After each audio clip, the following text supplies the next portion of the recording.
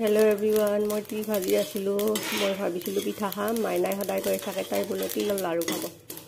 সেই বোলো অলপ নহয় মিঠাইখিনি গলাই ললো फ्रेंड्स এতিয়া আৰু ইয়াত তিলখিনি অলপ ফেলাই দি আছো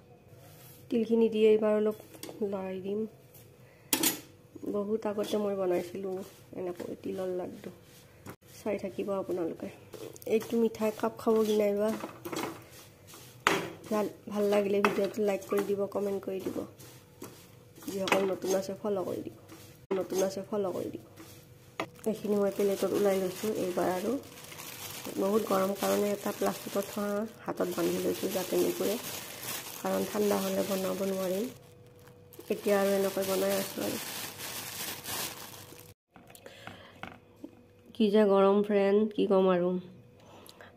ইমান গৰম আৰু মই ঠঙাটো উলাই থলো এতিয়া আৰু বনালো এনেকৈ অলপ তেৰা হলেও কথা নাই বাৰু নিজৰ ঘৰতে খাম বাৰু আমি ভাল লাগিলে সকলে লাইক কমেন্ট কৰি দিব চাকচোন বহুত টান হৈছে বহুত ধুনিয়া হৈছে মই বহুত আগতে বনাইছিলো মাৰ লগত লাড্ডু কেইটা বহুত টান হৈছে फ्रेंड्स বহুত ধুনিয়া হৈছে বাবু হাতে কৈছে কি বাবু আৰু মাইনাই কৈছে বহুত ভাল লাগিছে বলে ভাল লাগিছে না বা বুলি কৈছি মোক